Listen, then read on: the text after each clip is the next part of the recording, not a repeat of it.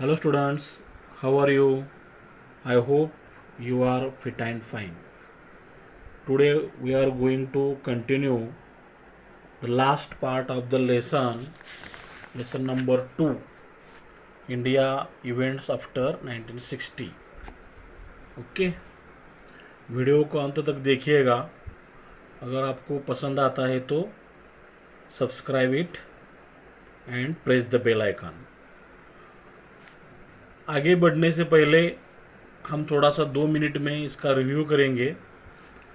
तो हमने इस लेसन में 1960s में क्या क्या हुआ, 1960 के बाद, 1960 और 70 के बीच में गोवा दीव दमन जो पोर्तुगीज़ के कब्ज़े में था वो फ्री हो गया।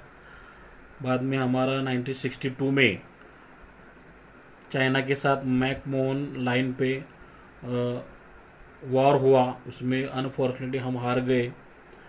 बाद में हमने जवाहरलाल नेहरू जो है उनको architect of India foreign policy कहते हैं, उनका देहांत 1964 में हुआ था। उसके बाद लाल बहादुर शास्त्री हमारे सेकंड प्राइम मिनिस्टर बने थे। बाद में हमारा पाकिस्तान के साथ युद्ध हुआ जम्मू कश्मीर के इशू पे 65 में, उसमें हमने पाकिस्तान को हरा दिया। और जब पाकिस्तान से समझौता के लिए जब हमारे लाल बहादुर शास्त्री ताशकंद गए तो उनका देहांत 1966 में ताशकंद में हुआ था। उन्होंने जय जवान जय किसान का नारा दिया था। उसके बाद इंदिरा गांधी जी प्राइम मिनिस्टर बने 1966 में।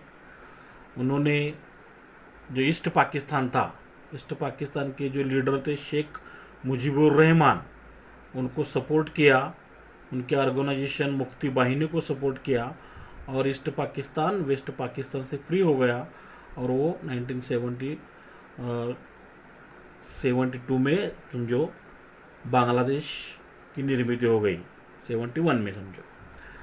तो 70 के बाद में क्या हुआ, 70 के बाद में हमने पोखरण में राजस्थान में एटॉमिक जो हमारा डिवाइस था उसका परीक्षण किया 1974 में। सिक्किम हमारा एक राज्य बन गया। बाद में इलाहाबाद कोर्ट ने इंदिरा गांधी के खिलाफ एक वर्डिक्ट दिया कि उन्होंने गलत इस्तेमाल किया करके। बाद में इंदिरा गांधी जी ने 75 से लेके 77 तक नेशनल इमरजेंसी लगवाई, लेकिन लोगों के ऊपर उसका गलत असर पड़ने से लोगों ने उनकी पार्टी को डिफीट किया। न्यू जनता पार्टी ने बना के इंदिरा गांधी जी की कांग्रेस पार्टी को हराया। बाद में मोरारजी देसाई प्राइम मिनिस्टर बन गए। उसके बाद उनकी गवर्नमेंट शॉर्ट लिव्ड थी। बाद में चरण सिंह प्राइम मिनिस्टर बन गए, लेकिन वो भी शॉर्ट लिव्ड रही और 1980 में समझो इंदिरा गांधी फिर से एक बार पावर में आ गई। 1980 के बाद हम देखते हैं कि जो खालिस्तान की डिमांड होने लगी, सिख लोग मांगने लगे। गोल्डन टेम्पल में जो अमृतसर के कुछ टेररिस्ट छुपे हैं करके हमने उनके ऊपर कार्रवाई की। तो ये खालिस्तान की डिमांड का एक प्रॉब्लम था। बाद में जो हमारा नॉर्थ ईस्ट इंडिया में जो united liberation front of Assam ULFA, इन लोगों के ऊपर हमने कार्रवाई की। बाद में राजीव गांधी जी उनका असैसिनेशन हो गया 1984 में। तमिल LTTE ने उनके ऊपर समझो हमला किया था, मतलब हमने देखा ह्यूमन बॉम्ब ने उनको मार डाला था। बाद में हमने देखा कि लिबरेशन टाइगर तमिल ऑफ इलम, okay, liberation tigers of Tamil इलम। बाद में 1991 के बाद तो ये जो ईयर था ये दुनिया के पूरे वर्ल्ड में इम्पोर्टेंट ईयर है। तो सोवियत यूनियन का डिसइंटीग्रेशन हो गया और सोवियत यूनियन वर्ल्ड में कमज़ोर हो गया और जो अमेरिका है सुपर पावर करके उभर आई है।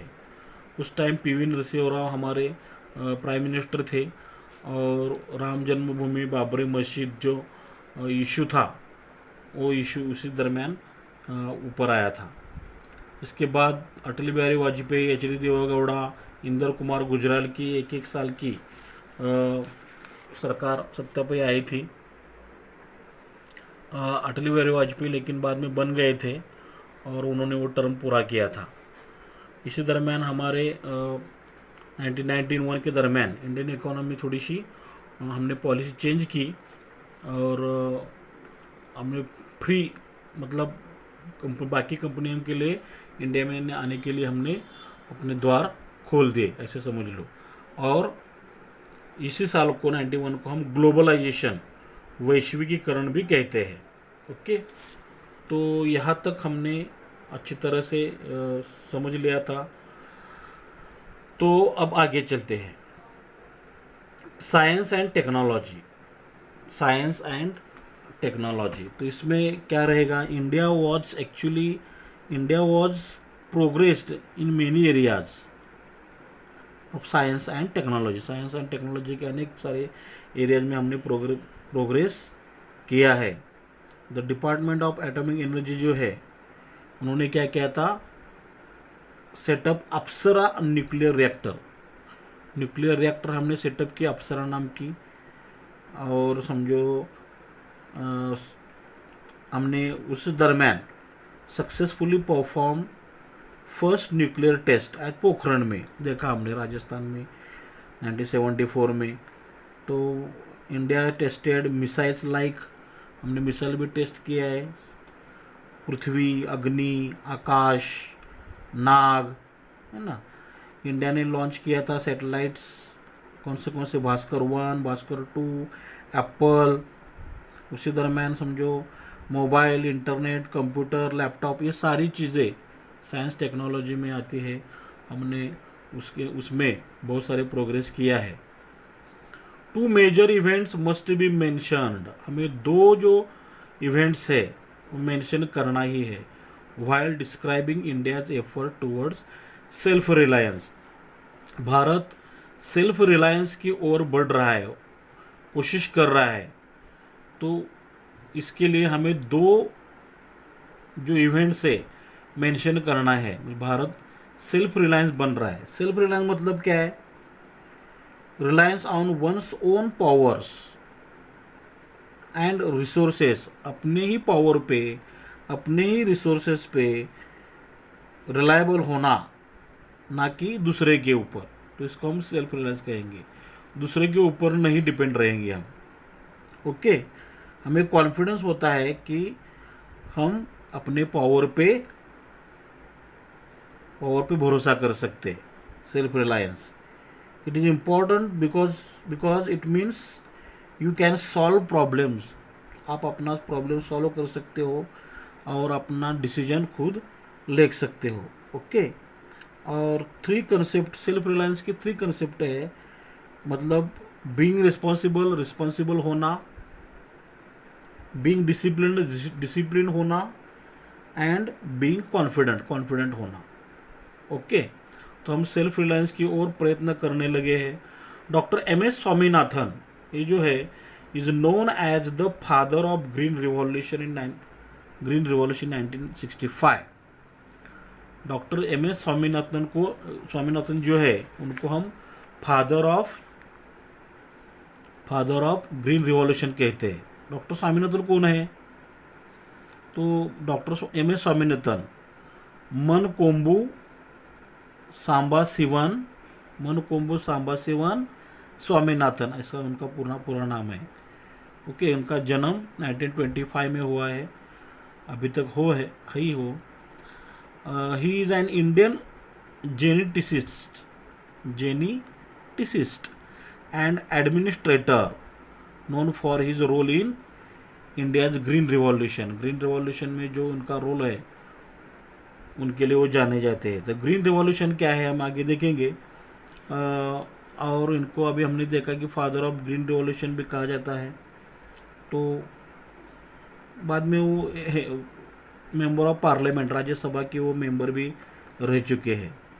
ओके, तो उनकी जो कंट्रीब्यूशन है ग्रीन रिवॉल्यूशन की लिए, इसके लिए उनको 1961 में शांति स्वरूप भटनागर 1961 में संतोष स्वरूप भटनागर ये अवार्ड मिला था। 1967 में पद्मश्री मिली थी। 1971 में रेमन मैग्सेसे अवार्ड भी उनको मिला था। 72 में पद्म भूषण मिला था। 1987 में वर्ल्ड फूड प्राइज ये भी मिला था इनको, और 1989 में पद्म विभूषण मिला है। ओके, तो इन्होंने अपनी पढ़ाई जो है कैम्ब्रिज से की थी, पीएचडी हो गए थे वो। इनको फादर ऑफ ग्रीन रिवॉल्यूशन कहते हैं 1965 में। ग्रीन रिवॉल्यूशन, ग्रीन मतलब अभी हरा, हरा मतलब खेती बाड़ी, खेती है ना।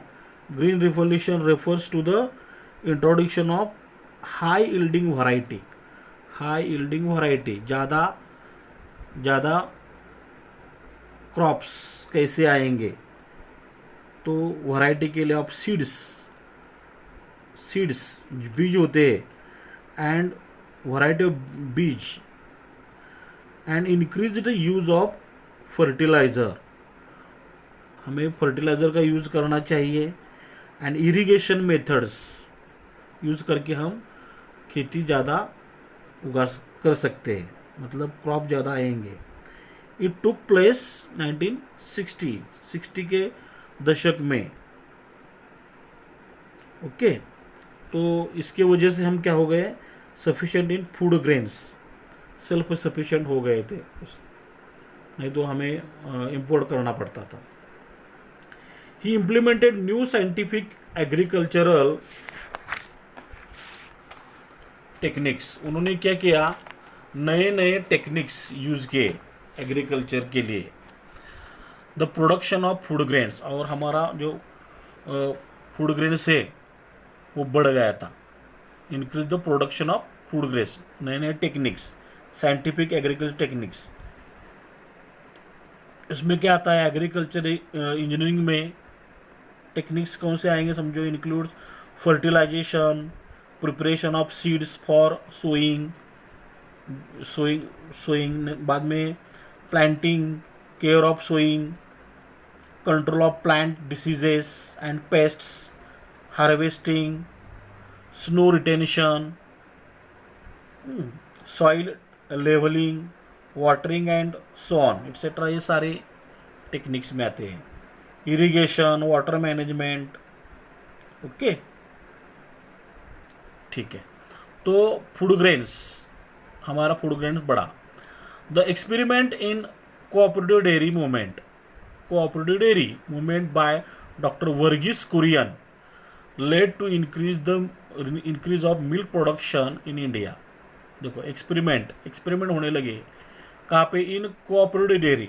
कोऑपरेटिव मतलब कुछ लोग एक साथ आते हैं, अपने कोऑपरेटिव इंस्टीट्यूशन बनाते हैं, कोऑपरेटिव डेयरी होती है, कोऑपरेटिव बैंक्स होती है ना। कोऑपरेटिव समझो कोई फैक्ट्री होती है। तो कोऑपरेटिव डेयरी का एक्सपेरिमेंट उन्होंने शुरू किया डॉक्टर वर्गीस कुरियन ने। तो ये जो कोऑपरेटिव हमारा जो डेयरी मूवमेंट है वो आनंद मतलब गुजरात में आनंद करके गांव है, तो गांव में शुरू हुई थी।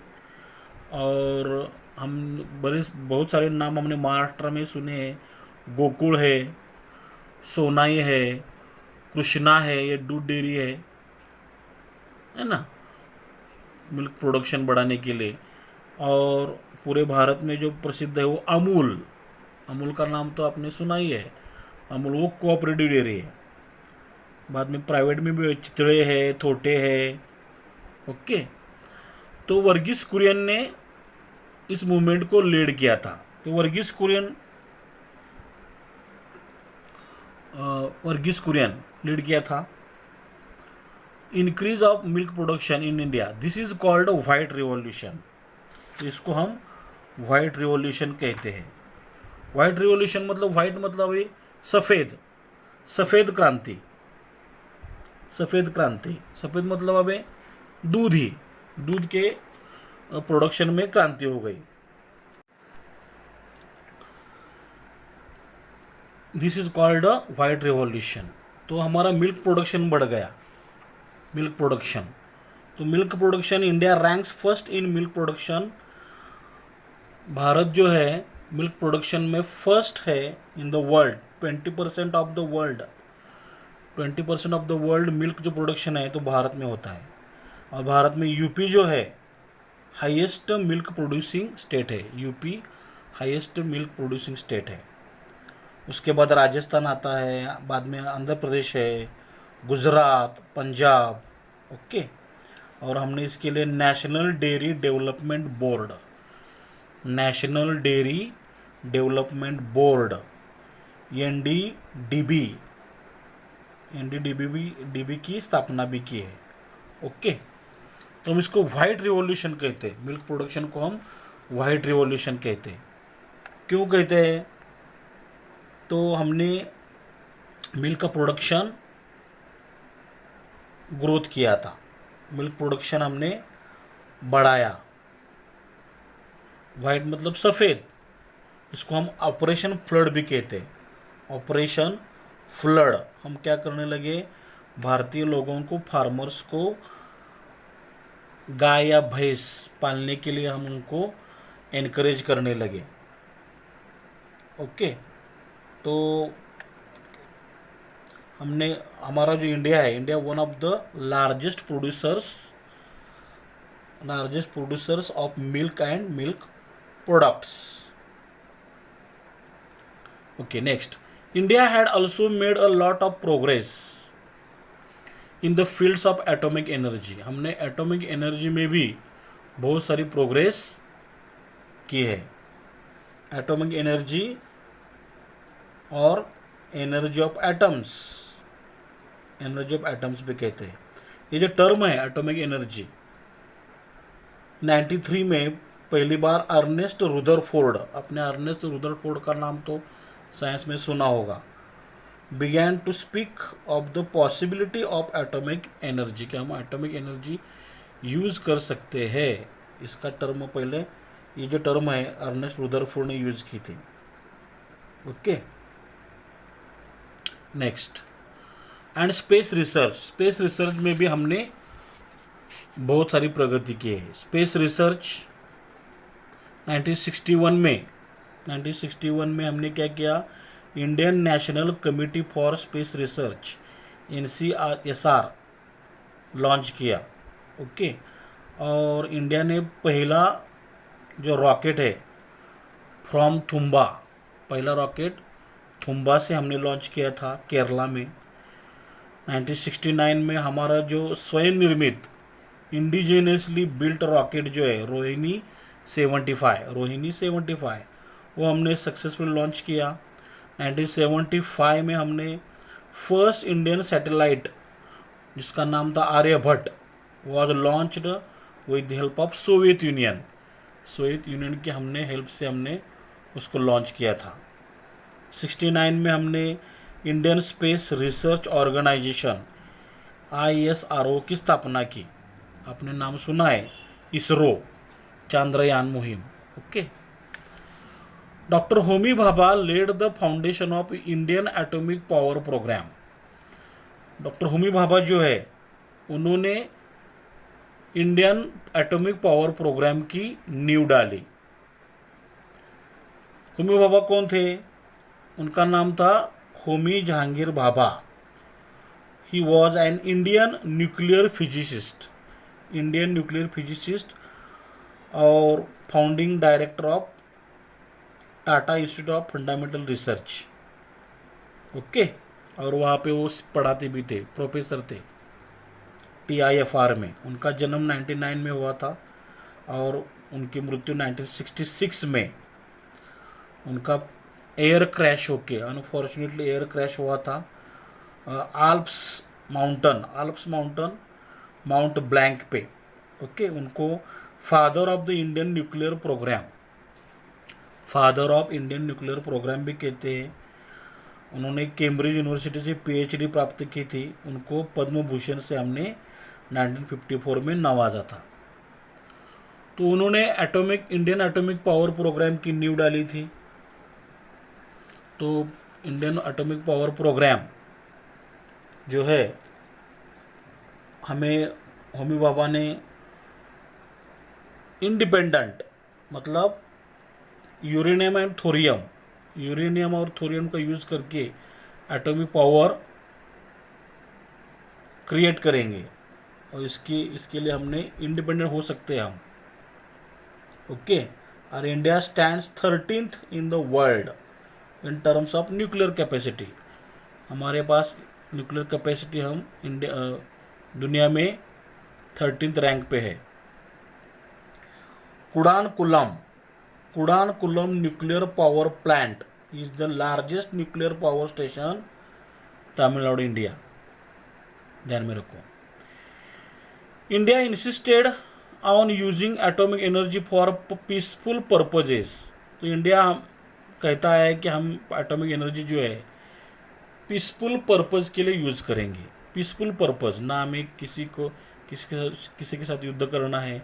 लाइक जनरेशन ऑफ इलेक्ट्रिसिटी, हमारे घर में जो इलेक्ट्रिसिटी आती है तो वो एटॉमिक एनर्जी की वजह से आती है, तो इसके लिए यूज़ करेंगे।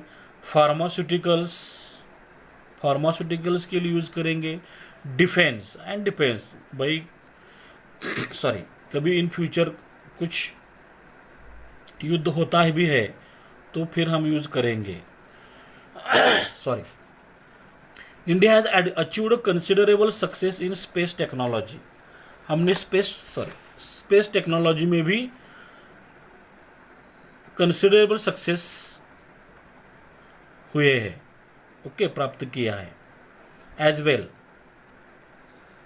स्पेस टेक्नोलॉजी, इसमें समझो स्पेसक्राफ्ट, सैटेलाइट्स, स्पेस स्टेशंस वगैरह जो है, weather forecasting, GPS system, TV, long distance communication, astronomy and earth science benefit from space technology. In 1975 the first satellite Aryabhata, मैंने अभी बताया, आर्यभट्ट नाम का सैटेलाइट पहले हमने बनाया 75 में, वॉज लॉन्च्ड, उनको हमने छोड़ा, लॉन्च किया आर्यभट्ट को। तो आर्यभट्ट कौन था? तो आर्यभट्ट, हमने जीरो जो देखते हैं, जीरो की इन्वेंशन आर्यभट्ट ने की है। 470 से लेके 550 CE इसका पीरियड है। Was the first of the major mathematician astronomers, okay, वो गुप्ता के पीरियड में होके गए थे, गुप्ता पीरियड एंशिएंट इंडिया में। उन्होंने एक ग्रंथ लिखा था आर्यभटिया। इस किताब में उन्होंने बहुत सारे नोटेबल आइडियाज़ दिए हैं हमें। कौन से ideas? Explanation of lunar eclipse, lunar eclipse कैसे होता है, सोलर एक्लिप्स क्या है, rotation of earth on its axis, reflection of light by moon, okay, diameter of earth, arithmetic, algebra, plane trigonometry, ये सारे कंसेप्ट उन्होंने इस किताब में दिए हैं। उसके नाम से हमने एक सैटेलाइट लॉन्च किया। Today India has a successful space programme है हमारा, एंड मेनी सैटेलाइट्स, बहुत सारे सैटेलाइट्स हैव बीन लॉन्च्ड, हमने लॉन्च किए हैं। सैटेलाइट क्या होता है? सैटेलाइट के दो प्रकार होते हैं, एक होता है नेचुरल, दूसरा होता है आर्टिफिशियल। हम जो सन, मून, अर्थ, मार्स, ये सारे नेचुरल है ना। तो सन जो है, sun, the earth revolves around the sun, moon revolves around the earth, ये हमारे नेचुरल है। और आर्टिफिशियल कौन है? Such as international space station, आपने सुना होगा, वो orbiting the earth, it is the largest satellite in orbit. और पहला जो आर्टिफिशियल सैटेलाइट जो है वो सोवियत यूनियन ने लॉन्च किया था, स्पुटनिक नाम था, स्पुटनिक। और बाद में यूएस ने छोड़ा था एक्सप्लोरर वन। बाद में बहुत सारे आर्टिफिशियल सैटेलाइट का नाम आपने सुना होगा, सैल्यूट 1, स्काईलैब, मीर वगैरह। India has also made considerable advancement in the telecom sector. Telecom sector में भी हमने बहुत सारी प्रगति की है, टेलीकॉम सेक्टर में भी। टेलीकॉम सेक्टर इंडस्ट्री जो है इन इंडिया में is the second largest in the world, second largest world में, ध्यान में रखो। 4G 5G स्मार्टफोन वगैरह हम सुनते हैं नाम, ये सारे टेलीकॉम सेक्टर में आते हैं। Changes in social field, social field में कौन कौन से चेंजेस आए? During this period there were several major changes in the social field in India. भारत के सोशल फील्ड में बहुत सारे चेंजेस आए। Some of the changes are related with the issue of empowerment of women, कि स्त्रियों का सक्षमीकरण करना है हमें, महिलाओं का सक्षमीकरण, तो उससे रिलेटेड चेंजेस है। तो महिलाओं का सक्षमीकरण हमने कैसे किया है? 1952 में हमने women's right to alimony and their share in father's property, 1962 में हमने ऐसा कानून बनाया, अगर डिवोर्स होता है तो उसको अलीमनी मिलना चाहिए। अलीमनी मतलब वो जब तक दूसरी शादी नहीं करती है तब तक वो अपने पति से उसको मुआवजा मिलता है। ओके, फादर्स प्रॉपर्टी में भी उसका शेयर रहेगा 52 में। बाद में पोलीगामी वॉज मेड इलीगल, दो तीन शादियाँ कोई आदमी नहीं कर सकता है, तो ये कानून बनाया, इसके वजह से उनको थोड़ी सिक्योरिटी आ गई। राइट टू डिवोर्स, अगर वो डिवोर्स लेना चाहती है तो वो ले सकती है। डाउरी प्रोहिबिशन एक्ट, डाउरी दहेज देना पड़ता था किसी मनी के फॉर्म में, आर्टिकल के फॉर्म में। और giving and taking dowry criminal offence, dowry देना या लेना क्रिमिनल ऑफेंस माना गया है।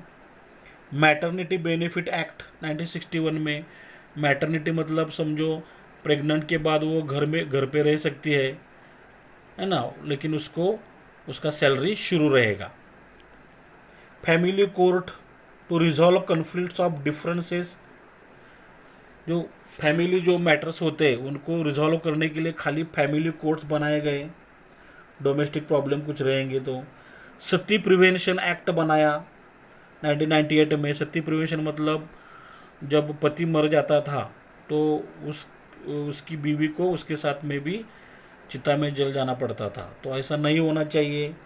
1998 में सती प्रिवेंशन एक्ट को थोड़ा सा रिवाइज किया। एंड समझो महिलाओं के लिए स्टेट गवर्नमेंट में 33% रिजर्व सीट रखी गई है। और जो लोकल गवर्नमेंट महाराष्ट्र में लोकल गवर्नमेंट 50% सीट्स रिजर्व है, 50% सीट्स रिजर्व। ग्राम पंचायत, पंचायत समिति, जिला परिषद, म्यूनिसिपल कॉरपोरेशन, म्यूनिसिपैलिटी वगैरह। तो हमने महिलाओं को एम्पावर करने के लिए बहुत सारे चेंजेस किए हैं। And the other are related with the policies regarding the uplift of the deprived sections of the society. समाज में जो डिप्राइव्ड सेक्शन है, डिप्राइव्ड मतलब वंचित जो लोग हैं, तो उन्हें अपलिफ्ट करने के लिए हमने बहुत सारी पॉलिसीज ड्रॉ की है। To promote the all round development of women, महिलाओं का ऑल राउंड डेवलपमेंट होने के लिए, उसको प्रमोट करने के लिए। और चिल्ड्रन, तो समझो वीमेन और चिल्ड्रन ये दोनों ज़्यादा सफ़र होते हैं, तो उनको ऑल राउंड डेवलपमेंट प्रमोट करने के लिए separate department of women and child development.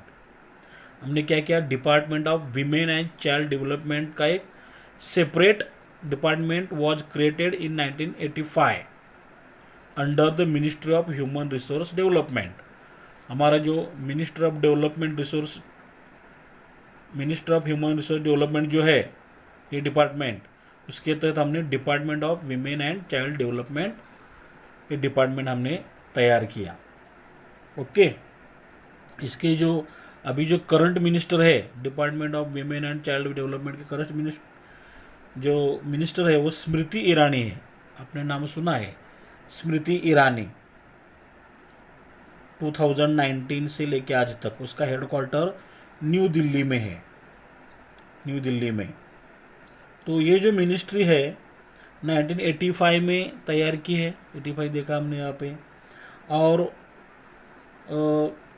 Annual हर साल स्त्री शक्ति पुरस्कार देते हैं हम, स्त्री शक्ति पुरस्कार इन 6 कैटेगरीज। 6 कैटेगरी में हम क्या करते हैं, स्त्री शक्ति पुरस्कार देते हैं। मतलब देवी अहिल्या बाई होळकर के नाम से, कन्नगी अवार्ड, माता जिजाबाई अवार्ड देते हैं, छत्रपति शिवाजी महाराज के माता जी का नाम है, माँ का नाम है रानी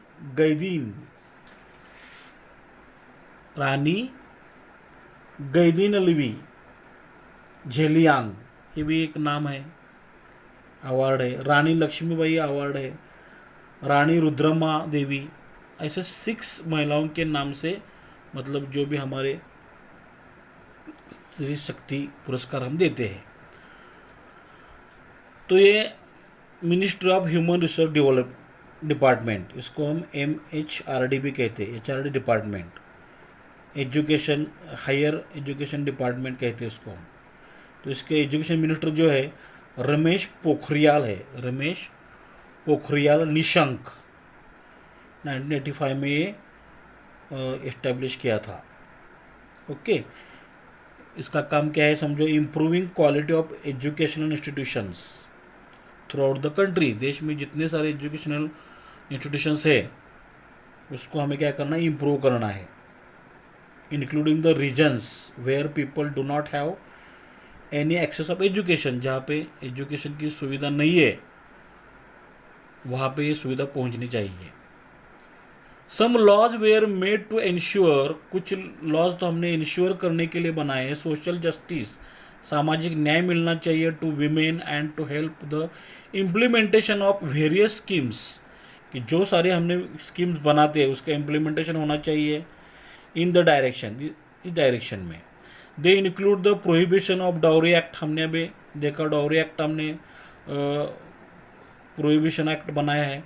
equal remuneration act, equal remuneration act मतलब क्या होता है, 1976 में बनाया था, क्योंकि किसी भी ऑफिस में जब पुरुष और महिला एक साथ काम करती है, एक ही पोस्ट पे काम करती है, तो महिलाओं के लिए भी पुरुष इतना ही रेम्यूनरेशन मतलब वेज मतलब सैलरी मिलना चाहिए, ना कि पुरुषों से कम मिलना चाहिए। ओके, 73rd और 74th कॉन्स्टिट्यूशन अमेंडमेंट हमने किया, अमेंडमेंट मतलब थोड़ा सा change, correction. Seats were reserve for women in local self government bodies, हमने अभी डिस्कस किया है, सेल्फ गवर्नमेंट बॉडीज़ में भी हमने महिलाओं के लिए सीट्स रिजर्व रखे हैं। According to the makers of the Indian constitution, जो हमारे इंडियन कॉन्स्टिट्यूशन के जो मेकर्स है,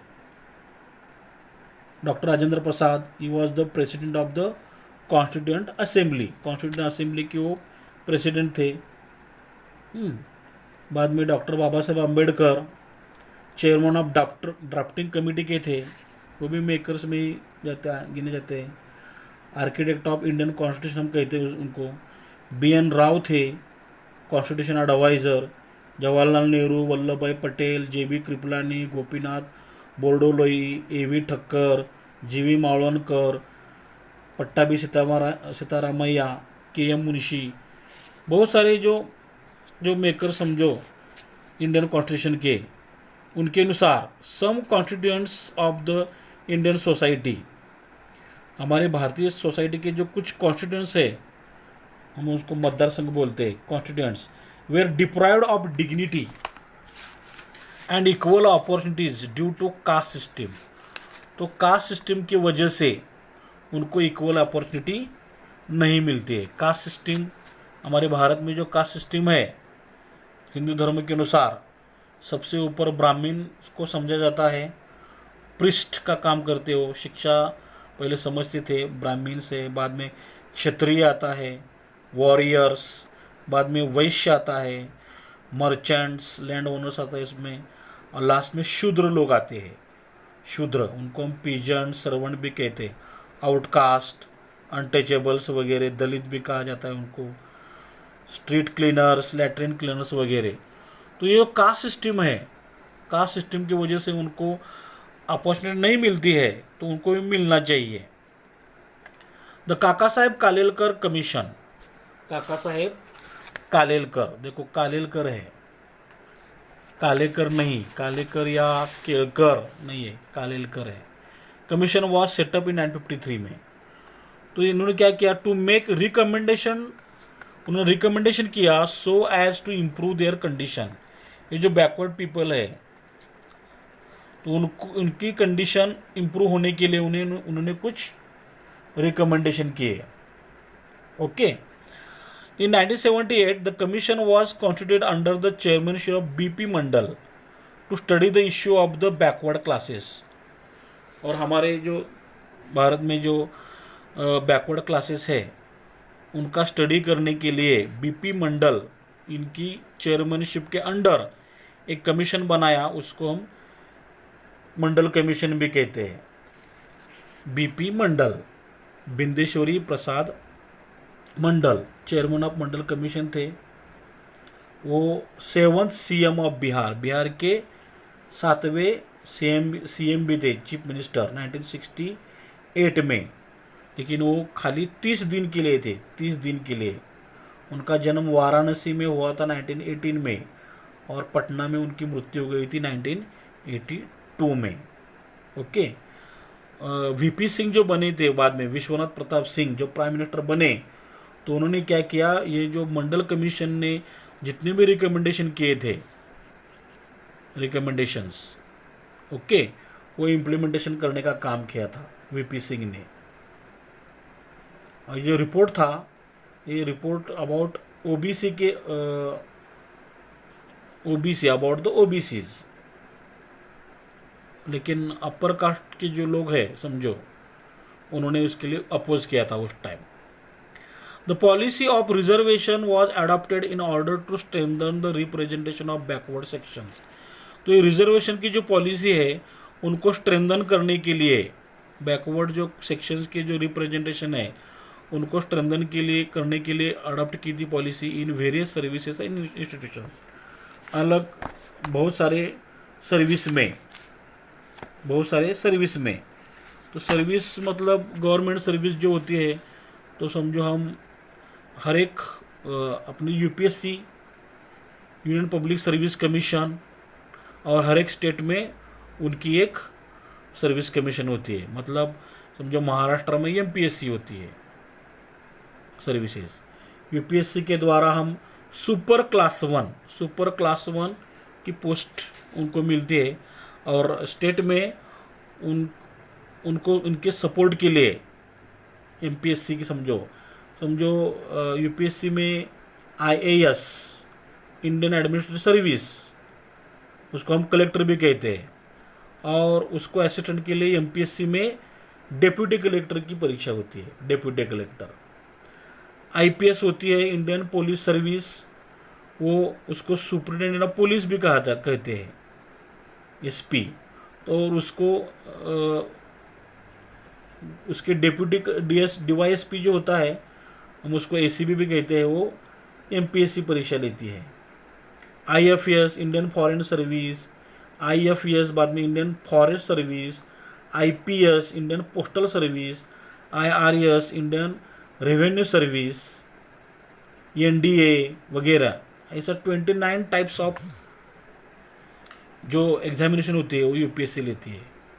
और अभी तो मैंने बताया महाराष्ट्र में MPSC क्या करती है, BDO भूमि लेख अधिकारी, डिप्यूटी SEO, CDO, तहसीलदार, नायब तहसीलदार, PSI STI वगैरह सारे सर्विसेज में उनको रिजर्वेशन दिया है। ओके।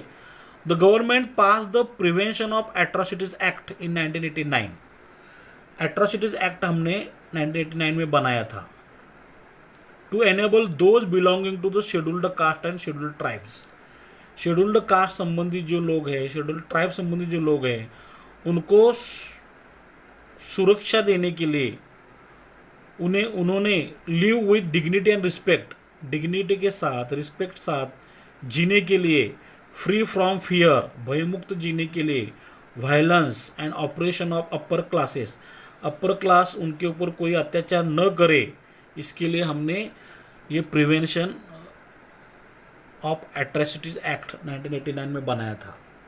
अगर कोई अपर क्लास वाला अपने ये शेड्यूल्ड कास्ट या शेड्यूल्ड ट्राइब्स के ऊपर कोई अत्याचार करता है तो उसे नॉन बेलेबल ऑफेंस माना गया है। नॉन बेलेबल ऑफेंस, उसको 6 मंथ से लेके 5 ईयर्स की पनिशमेंट मिल सकती है। 6 ईयर से लेके 5 ईयर्स की पनिशमेंट मिल सकती है। ओके,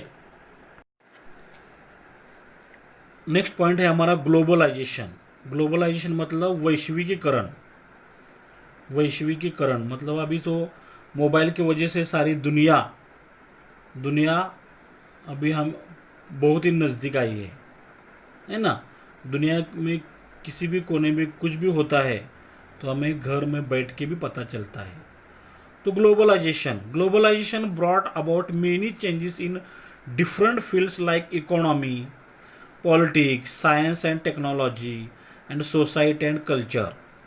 ग्लोबलाइजेशन की वजह से इकोनॉमी में, पॉलिटिक्स में, साइंस टेक्नोलॉजी में, सोसाइटी एंड कल्चर में बहुत सारे चेंजेस आए हैं। We have discuss some of these changes in the above paragraphs.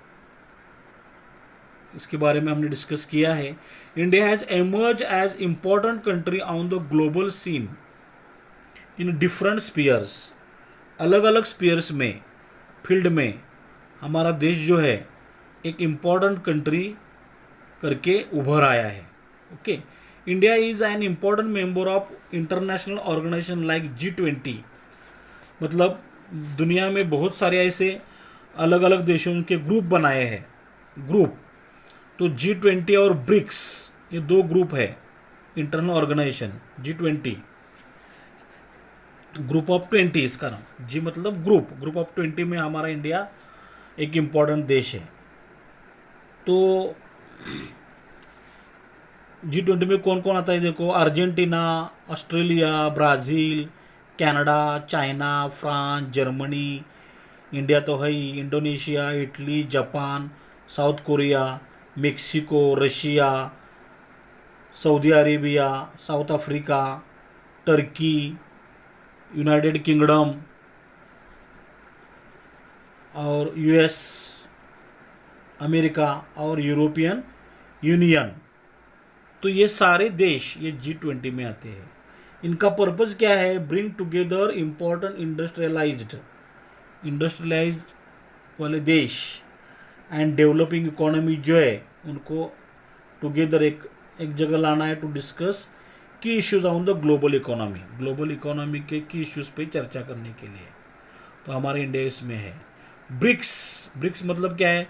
B मतलब ब्राज़ील, R मतलब रशिया, I मतलब इंडिया, C मतलब चाइना और S मतलब साउथ अफ्रीका।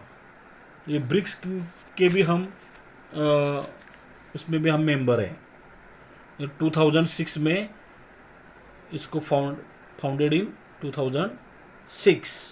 ओके, इसकी ऑफिशियल लैंग्वेज जो है पोर्तुगीज़ है। पोर्तुगीज़, रशिया, हिंदी भी है, चाइनीज़, इंग्लिश भी है। और ये सारे देश उसमें आते हैं। तो ब्राज़ील की जो कैपिटल कौन से है? Brazil capital Brasilia. रशिया की मॉस्को। इंडिया की आपको मालूम है न्यू दिल्ली। चाइना की मुझे ज़रा आप कमेंट बॉक्स में बताओ कौन सी कैपिटल है चाइना की। और साउथ अफ्रीका की कैपिटल जो 3 कैपिटल माने जाते, 3 कैपिटल साउथ अफ्रीका में, 3 कैपिटल। 1 जो है प्रिटोरिया है, एडमिनिस्ट्रेटिव यूज़ के लिए प्रिटोरिया, और लेजिस्लेटिव के लिए केप टाउन, और जुडिशरी के लिए ब्लोम फाउंटन। ओके, ठीक है। India has experienced an important revolution in the field of telecommunication technology. Telecommunication technology में इंडिया ने बहुत ही इम्पोर्टेंट रिवॉल्यूशन किया है। ओके, डिपार्टमेंट ऑफ टेलीकम्युनिकेशन ने क्या किया, स्टार्टेड टेलेक्स सर्विस, उसको तार कहते हैं। टेलेक्स सर्विस हमने शुरू की थी 1963 में। उसको हम मैसेज टाइप करके भेज देते थे, तार कहते थे उसको। 1969 में हमने देवनागरी स्क्रिप्ट, देवनागरी मतलब हिंदी और मराठी के जो लेटर्स होते हैं उसको देवनागरी कहते हैं, वो स्टार्ट किया हमने। बाद में इंटरनेट आया, सैटेलाइट आया, international subscriber dialling telephone service, उसको हम ISD कहते हैं। ISD PCO वगैरह आपने सुना होगा, ये सारा इसमें आता है। विदेश संचार निगम लिमिटेड, VSNL, महानगर टेलीफोन निगम लिमिटेड, MTNL, भारत संचार निगम लिमिटेड, BSNL, ये सारे टेलीकम्युनिकेशन टेक्नोलॉजी में आते हैं। Mobile phones, internet and the communication facilities based on satellite have spread all across the country, सारे देश भर फैले हुए। In the political field India has demonstrated to world how a stable democracy can function successfully, कि हमारा democracy जो है, जो स्टेबल है, तो अगर डेमोक्रेसी स्टेबल होती है तो किस तरह हम world how stable can function, कि डेमोक्रेसी किस तरह से सक्सेसफुली फंक्शन कर सकती है, हमने दुनिया को दिखाया है।